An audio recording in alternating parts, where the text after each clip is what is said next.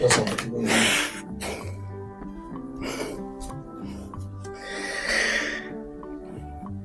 eji awụ onye Igbo a na-eme Igbo eme maka na na-awụcha Igbo awụcha. Onye Igbo ga-eme ka Igbo, onye Igbo ga-eji ejiji Igbo. Ihe a na-emekwa na awụrụ ka onye hụ anyị ya enwe mmasị n'Igbo, ya enwe ọchịchọ ịdị ka Igbo,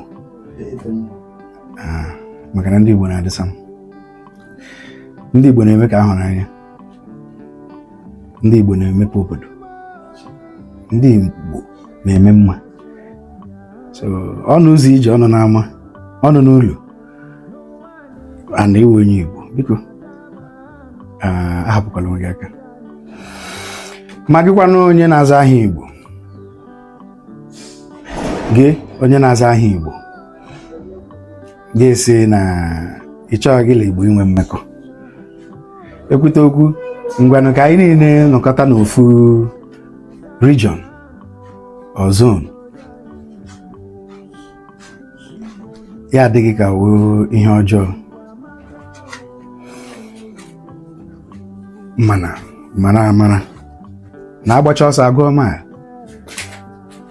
na-akụ fecha na ọ ga-adara ahụ. Amụọ nwoke ya wụrụ nwoke, amụọ nwaanyị ya wụrụkwa nwaanyị.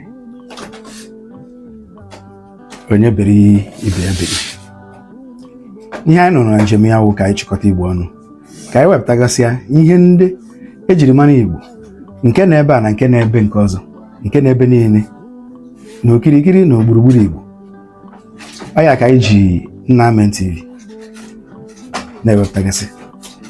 Mana otu nke na-ewepụta ihe awụ ndị Igbo Cultural and Social Enlightenment for Unity Foundation, nke na-ewepụtara unu. Ana m achọ nwanne m, ana m achọ onye Igbo. Anyị na-aga na mba na-achọta ndị Igbo. Nke wụkwa nke si ibe ya wụ na ihe ndị anyị na-aga, anyị ajọsọ gaa ya wụrụ sọsọ n'ihu akwụkwọ ka anyị wepụtara ya. Anyị detukwara ya edetu, anyị dere ya na ihe odide n'akwụkwọ, nke ga-ewu inyo ego anya, ịgụọ ije niile nke anyị gara, ihe niile nke anyị hụrụ n'anya, ihe niile nke anyị nọrọ na ntị, ihe niile ahụ nke a gwara anyị deturu ya edetu iji zi ụmụ Igbo ọbụla na ala Igbo nọ ebe a, na ọ nọ ebe a, na ọ nọ ebe a. Ọ ya ka eji tụọ anyị Ojemba. Aha akwụkwọ anyị degwere n'ụwa Ojemba dị Igbo Voyager. Ọ ya ka m ji sị amụọ nwoke ya wụrụ nwoke. Maka na ọ bụrụ na ihe anyị na-eme ma akpọ ya aha, ọ dịkwa ka agwọ na-eme ihe o ji were agwọ. Ụmụaka ewere ya hie nkụ ya ajụ. Ma na-arịọ ụmụ Igbo niile ebe ọbụla unu kwụnyere na anyị, sonyere na anyị, ka anyị na-ewepụtagasị ihe ahụ ejiri mara Igbo, iji na-akpọkọsị ụmụ Igbo ọnụ. Ọ dị n'akwụkwọ. Anyị na-agwa unu sị biko na 20th of December nke afọ a 2025, anyị na-akpọkọ ụmụ Igbo na nzukọ Igbo 2025 ga-eme n'Enugu na Top Rank Hotels nke dị n'Enugu. Ọ nụrụ karịa ibe ya.